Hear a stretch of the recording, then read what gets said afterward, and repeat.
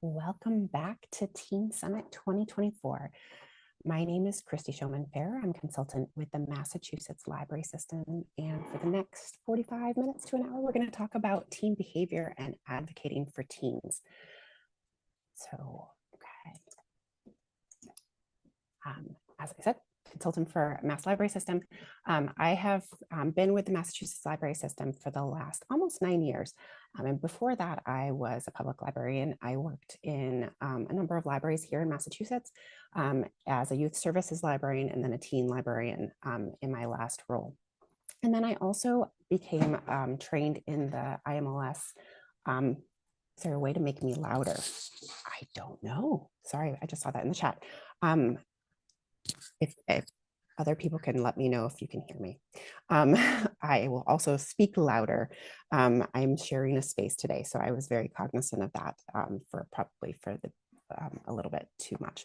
Okay, so I also am trained in the YALSA IMLS project, Transforming Teen Services, and so a lot of the content for this session comes from that.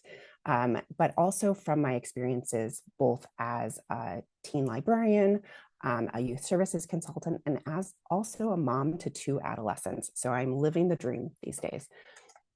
Okay, our agenda for today is we're going to talk a little bit about, what it was like to be a teenager, remembering what that experience was like, going into teen brain development, what is actually happening inside teen brains, why are they doing what they're doing. We're going to go through some developmental assets and how to use them for advocating for teens in your space. And then talking specifically about boundaries and expectations, kind of how to make that experience within the library as good as possible for teens and also for library staff. And we will definitely have time for questions at the end. Okay, so I would love to know who you are. I know you did a little bit of this at the beginning if you were here for our first session, but if you want to put into the chat where you are, what your name is, what role you have at the library, how do you work with teens, and then one word that you think of when you think of teens in the library. So I'll give you a minute or two to do that.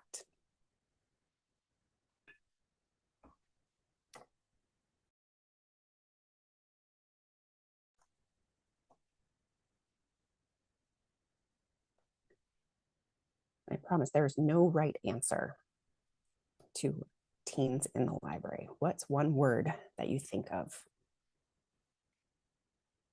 Energy, giggly, yep. Energy, more and multiple energies, enthusiasm, safety. Oh, I'm glad to hear that. And these are going way faster than I thought they would. This is fantastic. Creativity, trying to caption. And it's okay that the words don't have to be positive. That's part of why I do this exercise, is that there are so many different things that we think of when we think of teens in the library, because teens are not a monolith, and they run, kind of the wide variety of experiences and personalities, but also on a day-to-day basis, they may change.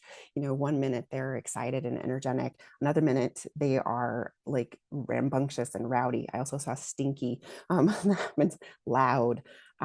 Invisible. Yes, sometimes they want to be invisible, and sometimes they're invisible because people just don't pay attention to them. The reality is that there are so many different ways to be a teen, and they bring all of that to the library when they're coming into our spaces. And so I just wanted to share this. I've done a version of this session as staff trainings, as workshops, as webinars like this.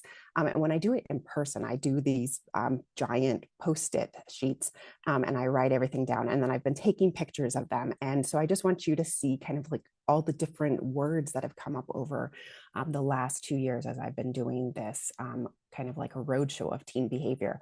And every word is valid. Every one of these experiences is valid. I just saw one in the chat that says searching. Yes, yes. And part of that is because teens are really kind of trying to figure out who they are, right? So I want you to think back to who you were as a teenager. And I want you to pick either 7th grade or 10th grade. Pick the one that was least traumatic. We don't have the the time, and I don't have the expertise to really dig into the teen trauma right now, but pick one that was full of excitement and energy. And I want you to think about, what was the thing that you were passionate about? What was that guiding force that drove you? Was it music? Was it an activity? I see art, music, emo kid, theater, friendships, reading. I always love hearing this with library staff, because like you kind of like created your library persona as a teen for a lot of people. Drama club, English lit, punk, new metal, writing. Yeah, so all of these things really just fill you as a teen. And that is a feeling that, thinking about that, I want you to carry it with you as we go through this workshop. And this, when I do this with library staff, those who don't generally work with teenagers, this is a way for them to kind of remember that teens are not always terrible, and that we were all teenagers once. And there's a lot of energy and passion that comes with adolescence. And I want us to just kind of remember that, so that we can empathize with teens in the library. So if your words about teens might not have been as positive today because you've been having some challenging behavior in your library, I want you to know that you are not alone. This version of this workshop kind of came out of the pandemic, as everybody was going back to their library spaces. I started getting a lot of calls from library directors, from teen librarians saying, help, we don't know what to do. There are teens in the library and they're not acting the same way that we thought they used to, or that we're just seeing a lot more behavior problems than we had before. And I got so many calls over, a month or two, that I realized we needed to do something about it. And then since I started doing this workshop, I have visited more than 25 libraries around Massachusetts to do this as a staff training.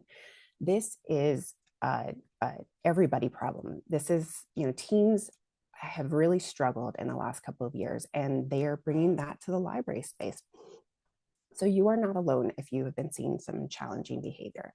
The National Center for Education Statistics, sorry, lots of water. National Center for Education Statistics did a survey last year for schools, and they found that 84% were reporting an increase in behavior challenges at the schools. Teens in general really just have struggled in the last couple of years.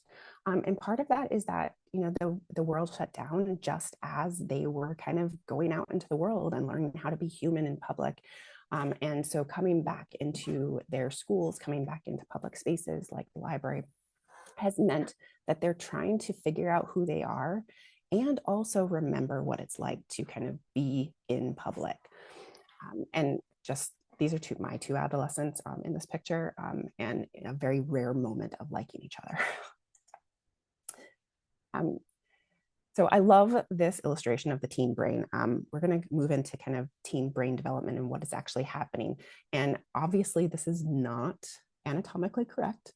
And it's very different from the one that Cara Bean did in her book. But I like it because it really speaks to kind of the big emotions that are happening in teenagers. Part of that is puberty, obviously, but a big part of it is just how their brains are developing during this time period. So this illustration was done by Joy Reeves. She worked with teens in a kind of a camp setting, and she did this for other people who worked with teens so that they could understand what was going on. I really specifically love the deep teenage wisdom and then the emojis that are in the amygdala. Okay, so we're going to watch a short video that is from UCLA, talking about brains, what is happening in the teen brain and why they actually have an evolutionary advantage. So give me just a second. I'm gonna move into this video, and I do have the captions turned on so everybody can hear it.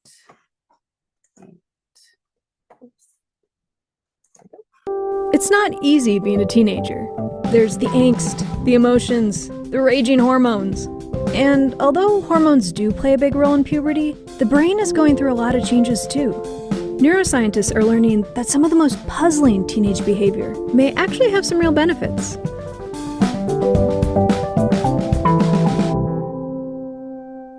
Legally, you're considered an adult when you turn 18, but from the neuroscience perspective, your brain is really still developing. And the current literature suggests that it's about around age 25 or so is when the brain finishes the period of adolescence. This is Dr. Adriana Galvin, and she runs the Developmental Neuroscience Lab at UCLA. The brain develops from the back to the front, so the prefrontal cortex is the last region to fully develop. The prefrontal cortex is the part of the brain you need to make good decisions, to think about the future, think about consequences. You can kind of think of it like the Spock of the brain, logical, calm, and collected. And then deeper in the brain, there are these emotional systems like the limbic system that are more interested in immediate gratification. They're sort of like Captain Kirk, a risk taker and a bit emotional. During the teenage years, the limbic system develops really quickly, and the prefrontal cortex is trying to catch up. Eventually, as individuals become adults, the prefrontal cortex will increasingly have more influence over behavior than the impulsive part of the brain. So, without a fully developed prefrontal cortex, you can kind of see why teens might be more impulsive or just worry less about future consequences.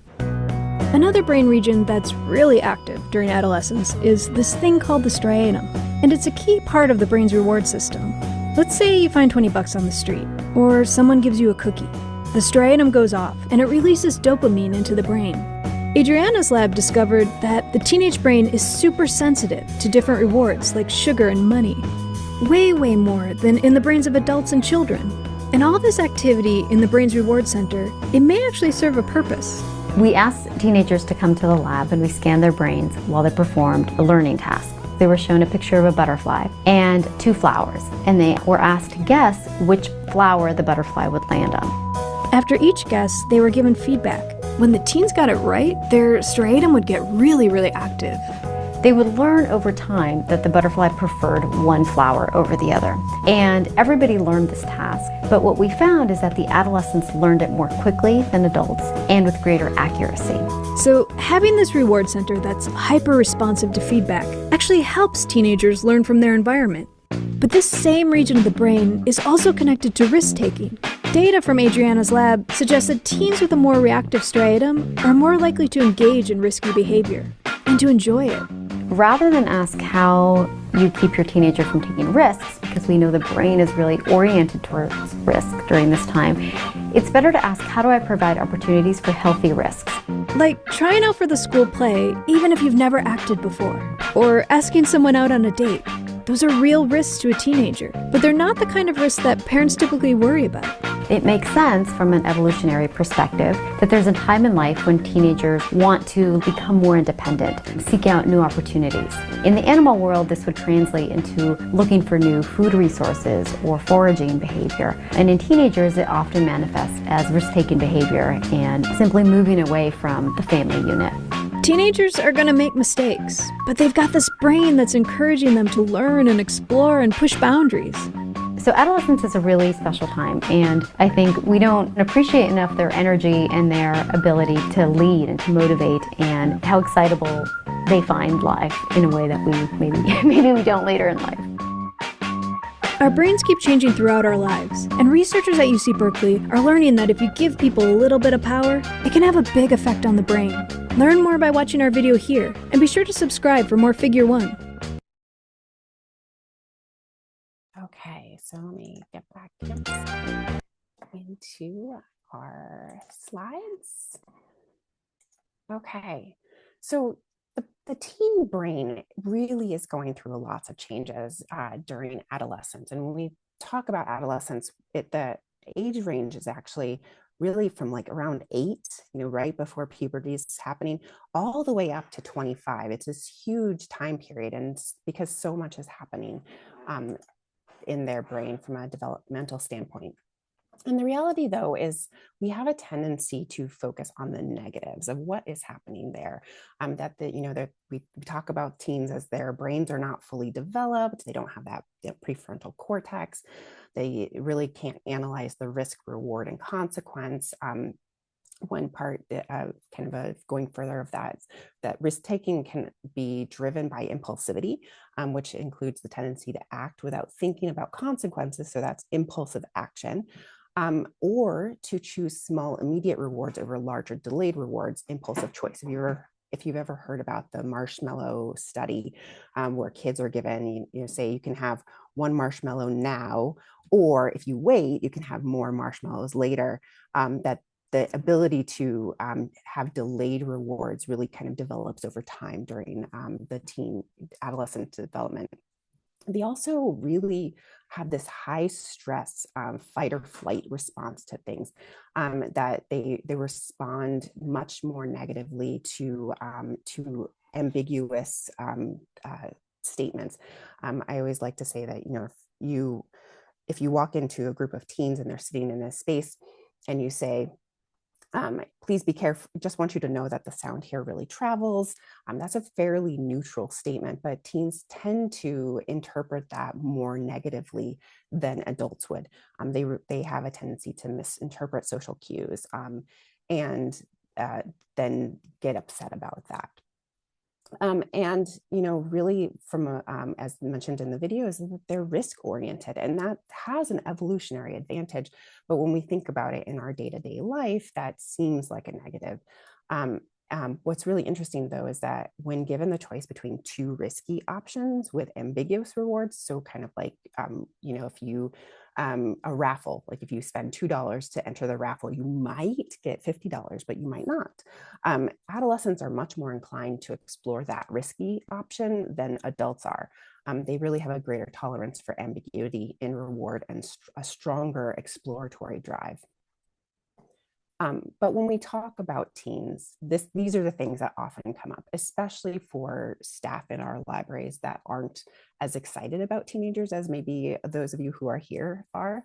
And so what I really hope for us to do is kind of flip that narrative. How can we think more positively about teens in the library? So this is my plea. PLEA, is to think about adolescents with a strength-based lens, that they are primed to learn, explore, and adapt. They really have this amazing neurological and behavioral flexibility that we don't always have as adults. And growing evidence shows that adolescents really have a distinct ability for social and emotional processing that allows them to adapt readily to, this is a quote, the capricious social context of adolescence, and equips them with flexibility in adjusting their motivations and prioritizing new goals. This is from the Promise of Adolescence from the National Academies of Sciences. Teens are passionate, they're resilient, and the motivated by risk part, that's actually a positive. That means that they are more likely to try new things, and come to things, programs and events, or to try on different personas so they can figure out who they want to be. And yes, they're sensitive to peer presence and cues, but that actually can be a really good thing in the long run, because it means that they're paying attention to what is happening around them in society. And we can leverage that in the library space. So really, adolescence is an opportunity. I referenced in the last slide the Promise of Adolescence. It's a book from the National Academies of Sciences, came out in 2019. It's actually available online fully. At the end, I'm going to share a link with you on that is the guide that I have in our LibGuide, and I have links to everything, so you don't have to worry about looking this up. But one of the things that the book says is that the changes in brain structure, function, and connectivity that mark adolescence as a period of opportunity to discover new vistas, and also to form new relationships with peers and adults, and to explore one's developing identity. It's really an amazing opportunity for humans. And the adolescent brain during this time undergoes a remarkable transformation between puberty and about 25. And this underpins amazing advances in learning and creativity. And as a society, we bear a collective obligation to unleash the creativity of the adolescent brain. while cushioning them from experiences that could endanger their future well-being. So adolescent brains are they're not simply advanced kids, and they're not immature adult brains. They are their unique kind of structural and developmental stage that is specifically tailored to meet the needs of what happens to humans during this time period.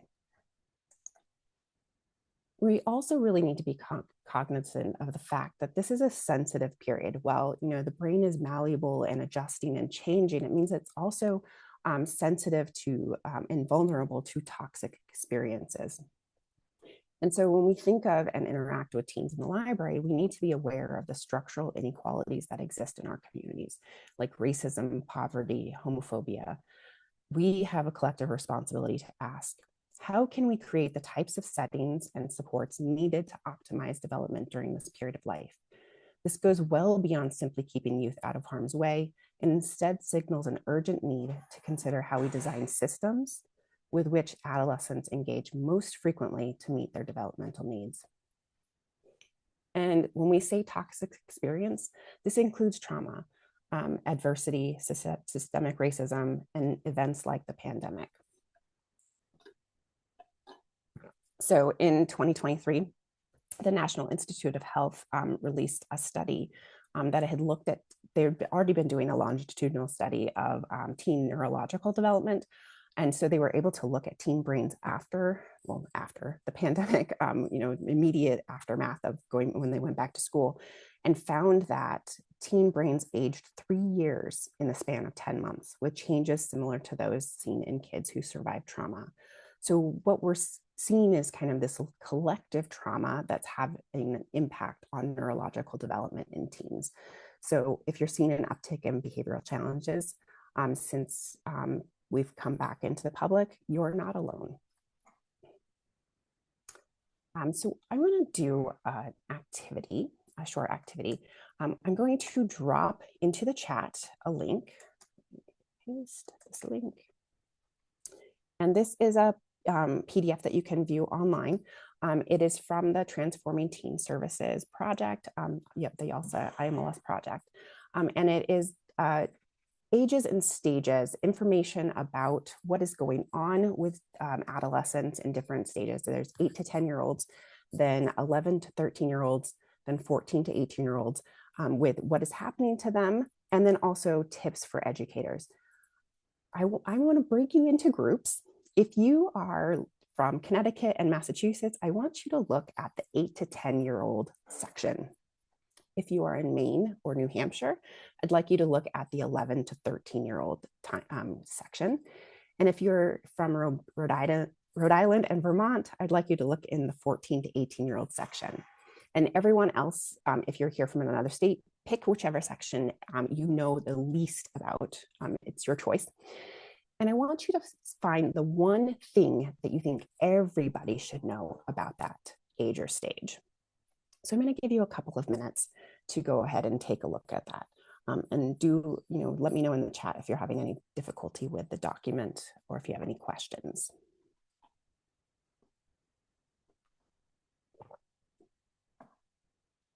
And if you're watching the recording later, the link will actually for this document will be with the notes and the recording.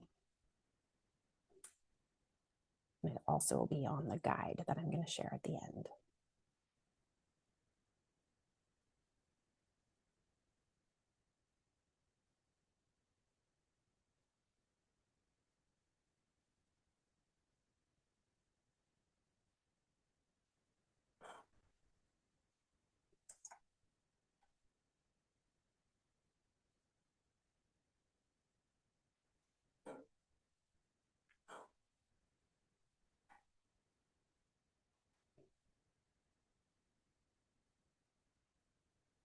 I'm starting to see some tips and information in the chat. Feel free to drop that in the chat. What is the one thing you think everyone should know about the age and stage that you are looking at?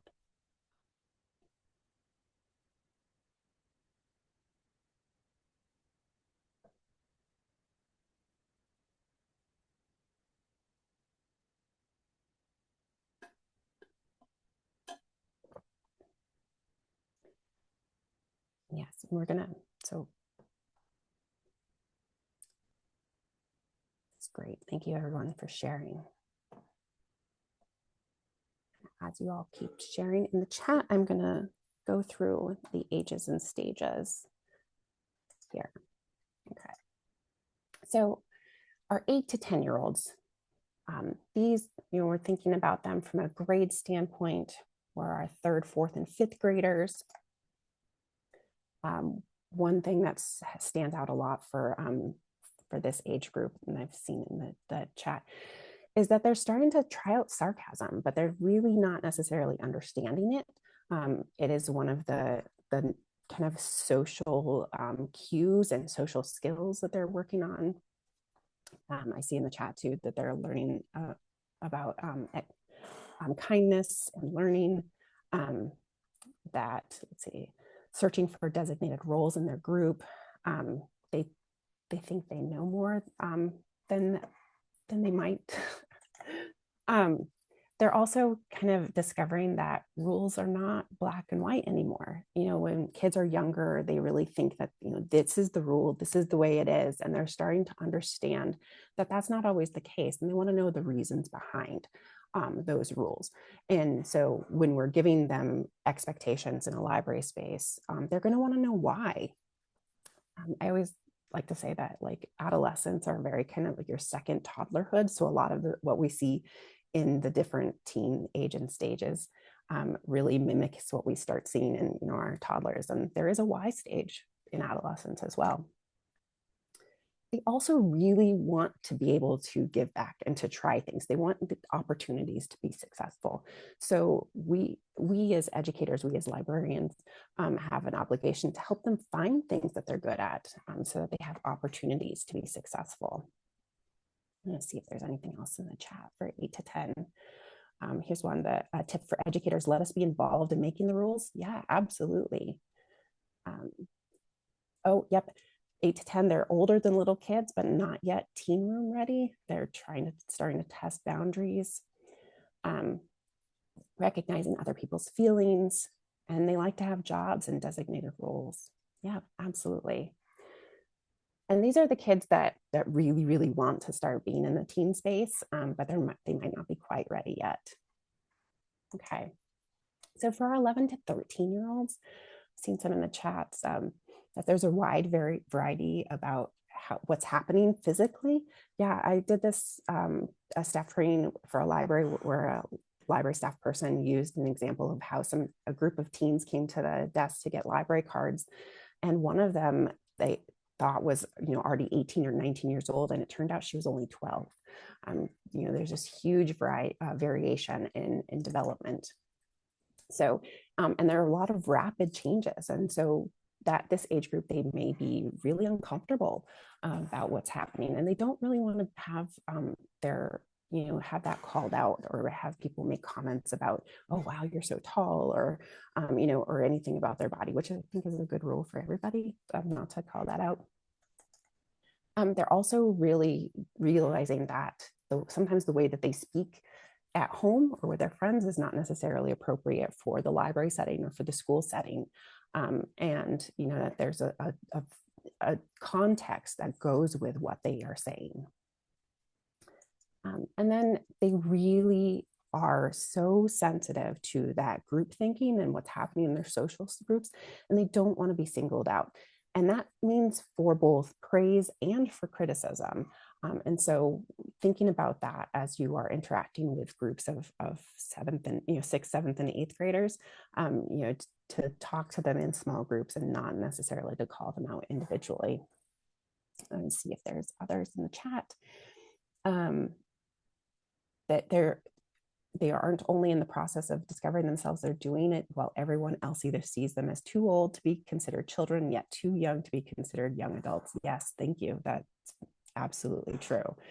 And they're also starting to understand morals and justice are very key at this age. And so our 14 to 18-year-olds, I acknowledge that this is a really big age group. There's a lot of stuff that happens during this age, but we group them together because that tends to be high school. And so for 14 to 18 years old, they're really starting very concerned with body image. They're paying attention to what's happening in media, and they may be influenced by what's happening on social media or what they're seeing on TV or in magazines or other kind of social media spaces. But they also are very aware of what's happening in the real world. And they want to be stretched and provided with opportunities to kind of solve real life problems, to make decisions, reflect, and evaluate. This is an opportunity as librarians to get them involved in what's happening at the library, to be part of making up rules, to be part of solving problems that are in the library space.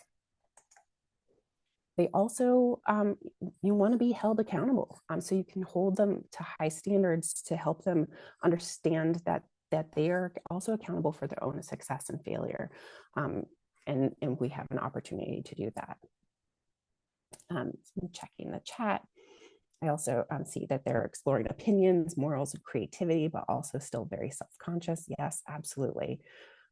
One of the things that comes up a lot is also that they're very aware of world issues. And I remember I have my 15-year-old, pretty much the day she turned 14, she came downstairs, sat on the couch and said, okay, I want to know what's going on in the world. And it was like, wow, how did you, like, if it's like a switch was flipped, and wanting to really be involved. Also in the chats, a balance, 14 to 18, a balance between not treating them like kids, but also not expecting them to be older than they are. Yes, absolutely. They're still young. They're still adolescents. And we need to not treat them like they are adults. So we're going to jump into some developmental assets. And this is something that I like to use because this is a way to advocate for what you are doing for teens in the library space. Oops, actually, what did I just do? Nope, that, okay, sorry. I'm gonna drop another link into the chat so that you have something to look at while we are going into this next section. So the developmental assets link that I just dropped in there is actually from the Search Institute. They are a nonprofit organization that's been around for more than 60 years. They collaborate with other organizations to conduct and apply research that promotes positive youth development and promotes equity. And these developmental assets have been around for decades. They were developed out of research on youth development. And they aren't a recipe for perfect teen, like what every teen needs, but rather when these assets exist in an adolescent's life, they are better aligned with lower risk and more positive outcomes. They represent the relationships, opportunities, and personal qualities young people need to avoid risks and to thrive. This particular handout is actually aligning the developmental assets with what libraries do. And so I want you to just, take a look at those and think about what you do in your library already that helps promote these developmental assets.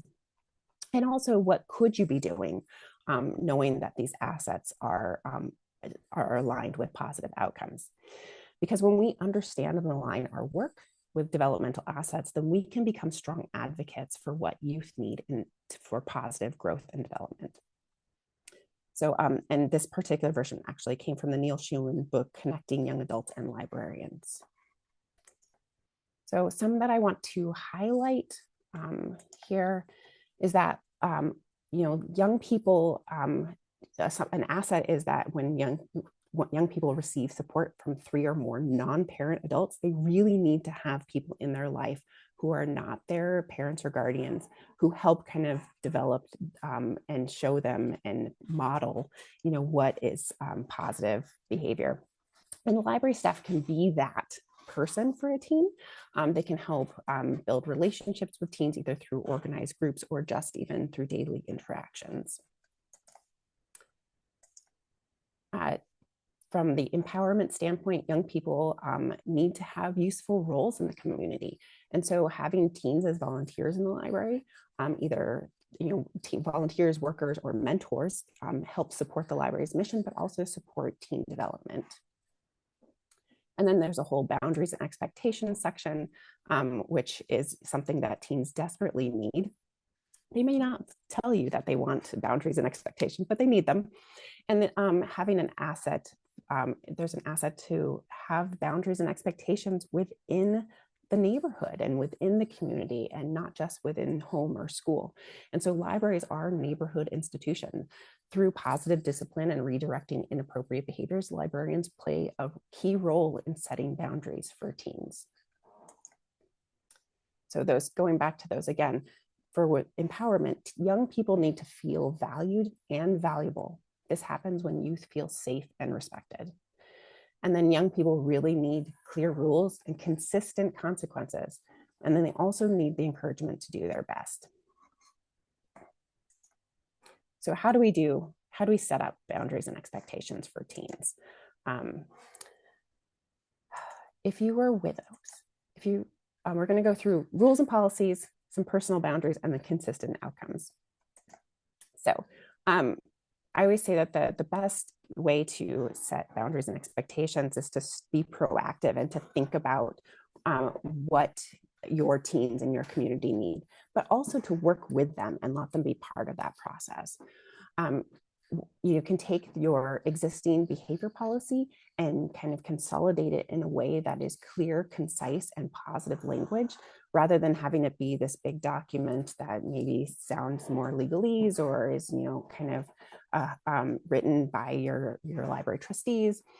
Really have it in language that makes sense for teens. And humans in general tend to respond more, or you follow the rules more if it's in positive language versus in negative. So I like this example from the Stoughton Public Library in Massachusetts.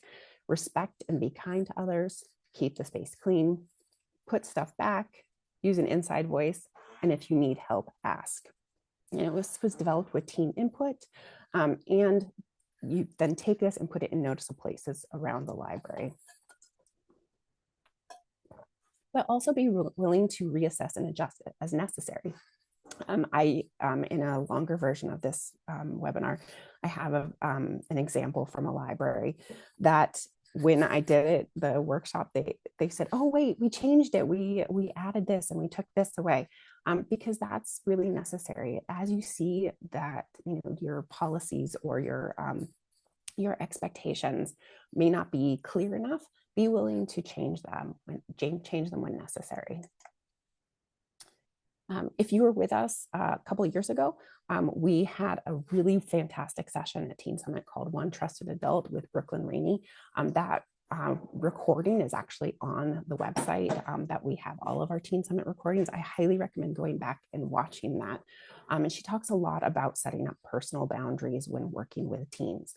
Because you really need to recognize your limitations, both of yourself and the role that you're in.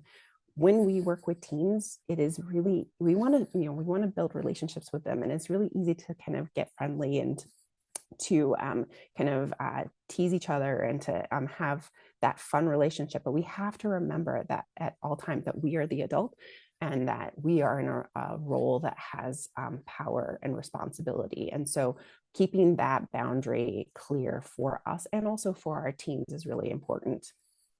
We also want to make sure that we're modeling what you hope to receive from teens, which is consistency, respect, and fairness. They really know when there is injustice.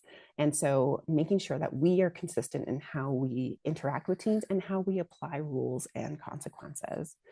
And then, of course, always stay aware of that power dynamic, that we are, as the adults and as the library staff people, have a power that the teens don't have. And we want to make sure we don't take advantage of that. I have a link here, and it will be in the resources at the end, but Brooklyn has some great posters and resources on her website that you can use and download to put up in your teen space or to share with other administrators. What we want to get out of this relationship, what we want is consistent outcomes. And the best way to do that is to start on the same page. Make sure that everybody in the library knows what the rules are. If you have separate rules for the teen space or kind of it's a separate language, and that they know what the consequences are for when those rules are broken, and make sure that they are consistently applied.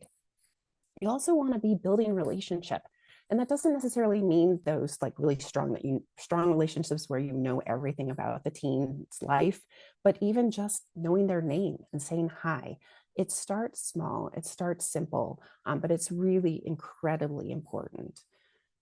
Then when it comes down to it, we also want to be rewarding positive behavior. This doesn't have to be huge rewards. It can be just kind of, smiling and saying thank you for picking up your trash. Or, if you have the opportunity to give out small rewards, sometimes you can give stickers or candy when teens are doing what you hope and expect in the teen space.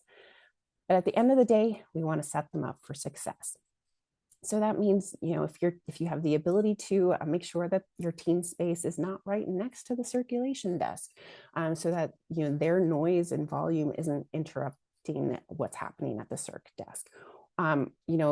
Not having them, be in a space where their just existence is bothering everybody. Make sure that the way you set up your space, the way you set up your expectations, that you really are setting them up for success. So as I mentioned, I do have this guide, and I can put it in the chat. Hold on a second. This is our LibGuide for teen behavior. Everything that I talked about is on this guide. The video that we watched, plus other videos that I think are really fantastic to watch, are there. Plus the promise of adolescence and a bunch of articles. And handouts and the longer slides from this workshop are there.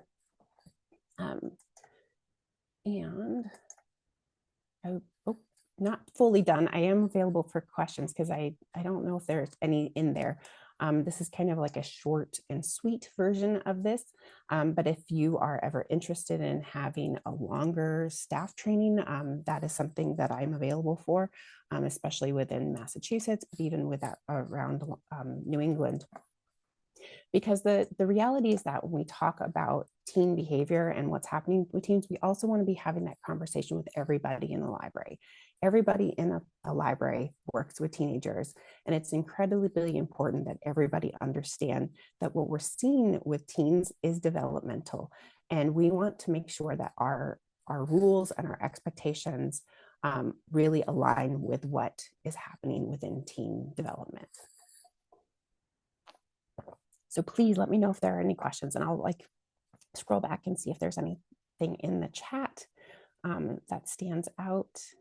Thank you, everybody. Yeah. One thing that did pop up in the chat, Christy, although some folks kind of touched on it, but if you wanted to speak to it more, someone had never heard of the concept of Black children being treated or viewed more as adults than white children. And so I did share the word adultification is the one to Google, but if you wanted to speak on that, I think that'd be really great. Yes, absolutely. I think we see that a lot in how media talks about young people when there are challenges, that we'll see, if the teen is Black, they may say a Black man, young man, when they're like 18, whereas, we've seen white young men get talked about in a way that they're very young when they're still in their 20s, that as a culture, we have a tendency to see Black children as older than they are and give them harsher consequences,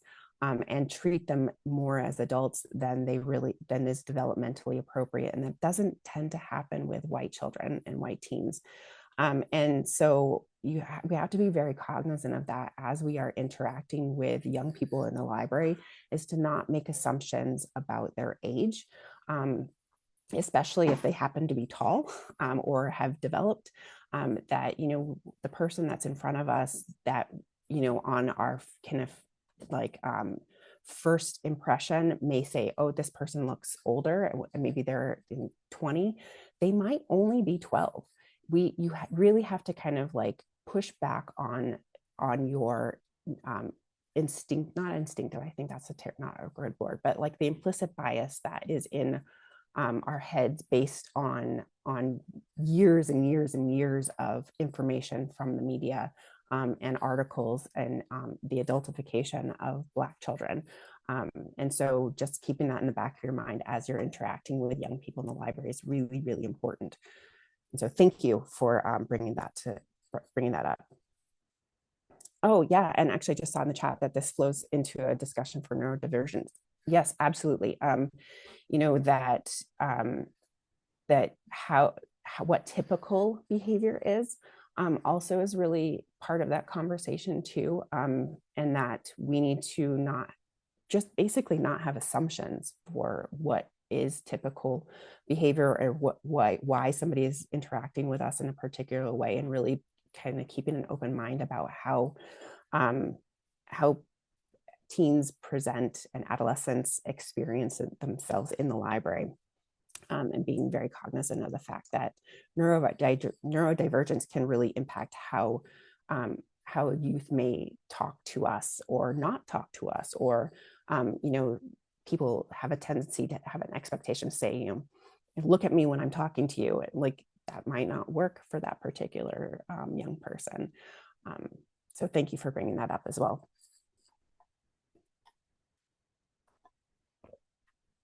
Are there other questions? We've got a few in the Q&A. Okay, I'm happy to run through those for you. Yeah. So the first question that we had, the person said, I came in late, so I might have missed this if already answered, but how would you recommend getting more teens into the library?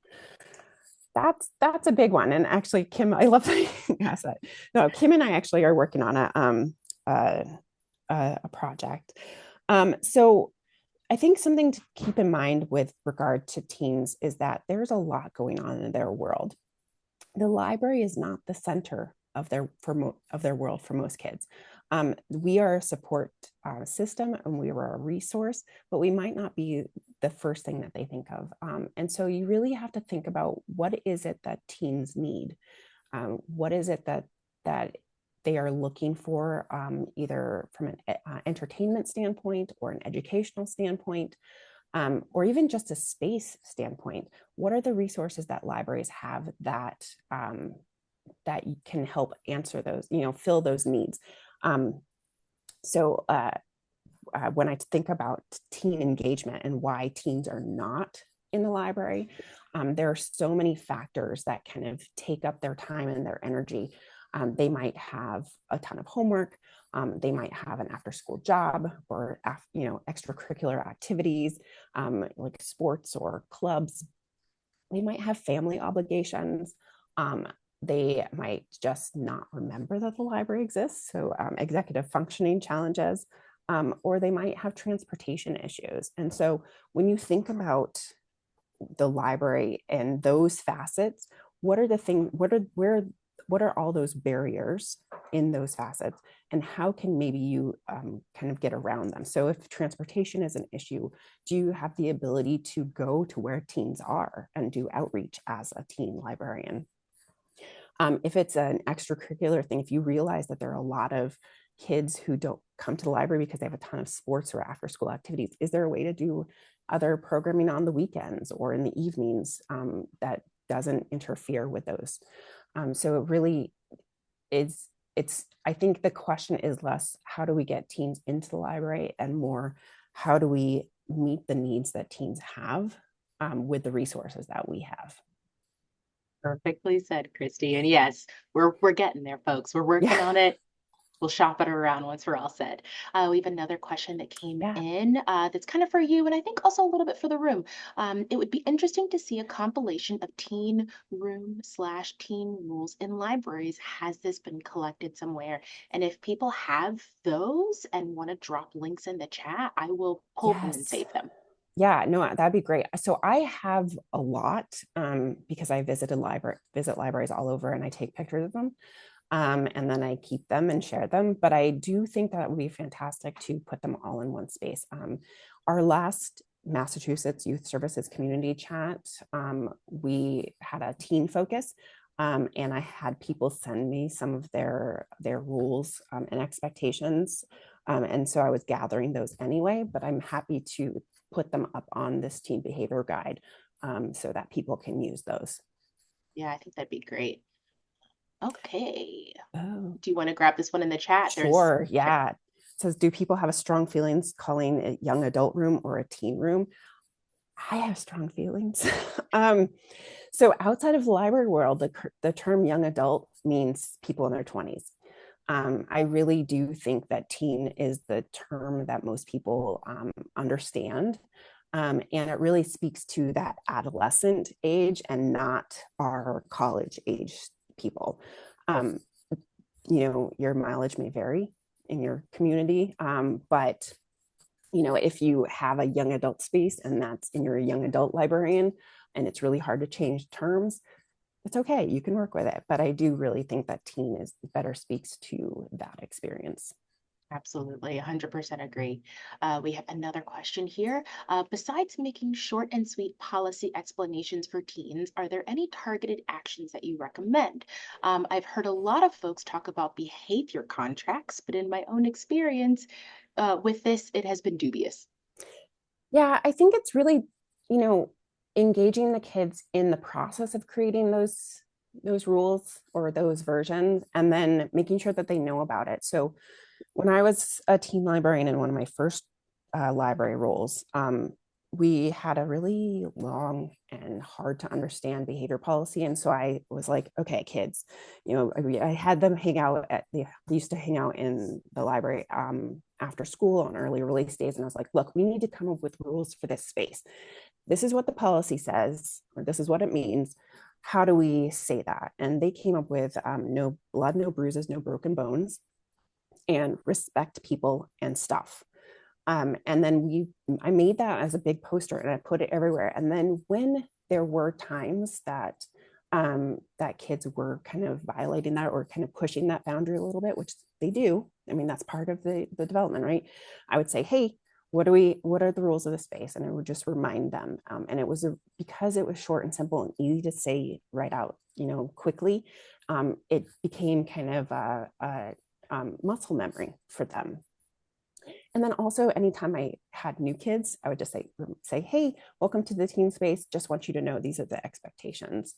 I know that some libraries that have very like delineated spaces and have a door may have kids sign in depending on the policies of the library, or have like a half sheet with the rules and say, here, this is the expectation in the space.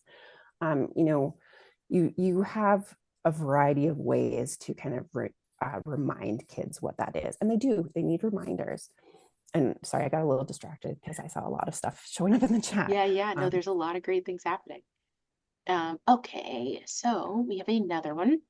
I would love to know if Christi or anyone else has suggestions or creative solutions for setting up for teen success when there's really no space for them to be a little separate from other patrons and staff, i.e. a very small or one-room library.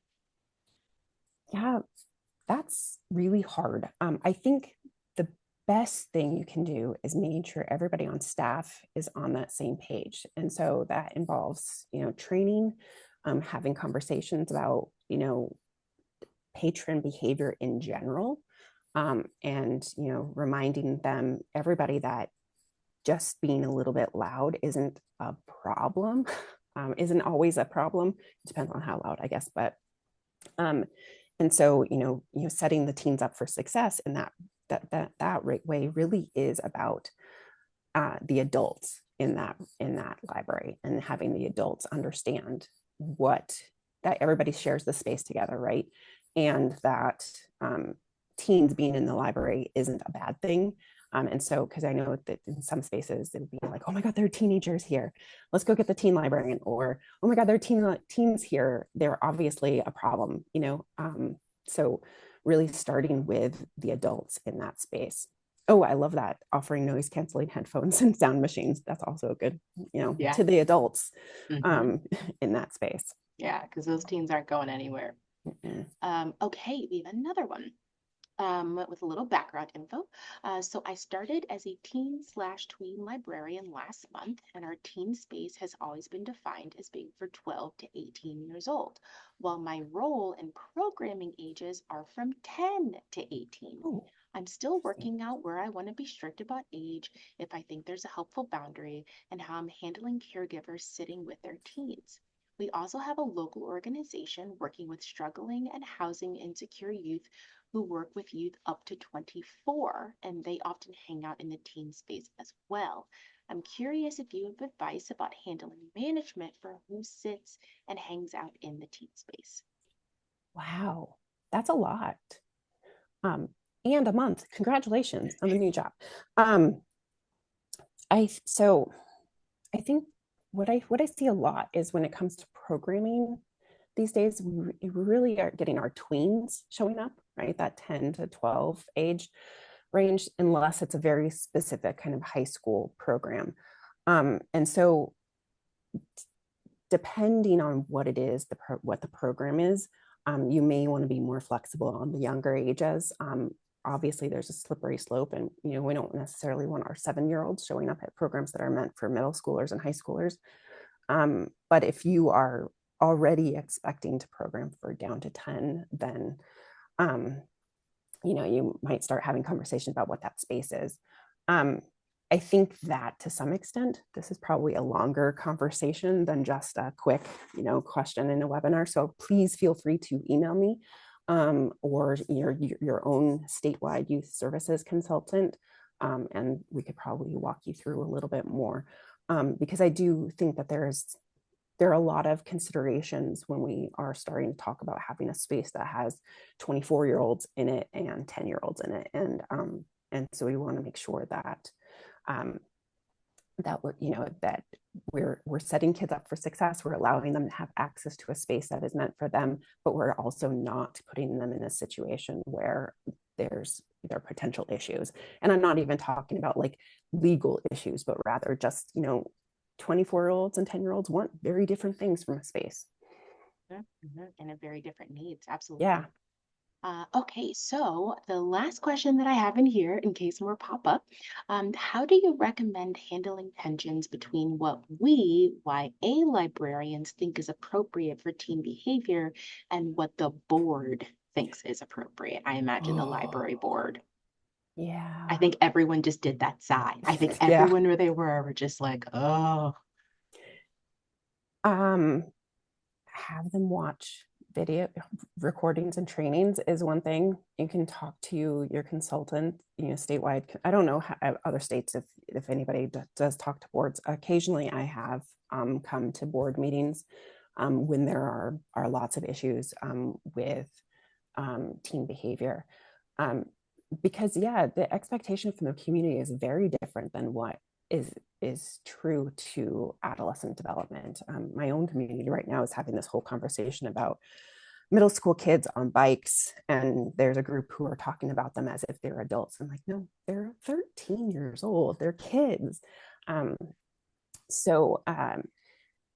I think gathering resources is something we do as librarians all the time. So, grab some of the handouts, maybe even the ages and stages handout, and give it to your board, or, give a short presentation about, say, this is what I learned about teen development. I want to make sure that we are incorporating this in how we develop policy, and especially consequences for behavior challenges, and use experts outside of the library. Sometimes people really need to listen to somebody else and not the ones in the library, and leverage that. So Yeah, it's like something happens in our brains where we pretend like we weren't 13. And also, don't we want them on bikes? Don't we want them on bikes? Aren't we mad that they're in front of the TV and computer all the time? Yes. But yeah, it's a journey, and it seems like Erin said everyone did that sigh. Yep. So Yep. you are not alone. Yeah, no, you are not alone. And this is a short version. Like I said, I kind of zoomed through everything, but if you have any questions, I'm always here. I love talking about teens. I find them really exasperating sometimes, but they are so energetic and interesting, and I would do this every single day if I could. So I would love to talk to any of you who need it. So yeah, I think we can wrap up this. I'm going to stop sharing. We are going to go into our lunch break, and then we will be back at 1:30. Wait, why can't I see anybody? Okay, we will be back at 1:30 with Devora. Deborah, I want to make sure I'm doing it right. Heitner, talking about the digital spaces and teens and what's going on with teens online. So you're welcome to leave this link open, or you can leave and come back. We will be here for you when you come back at 1:30. So have a great lunch.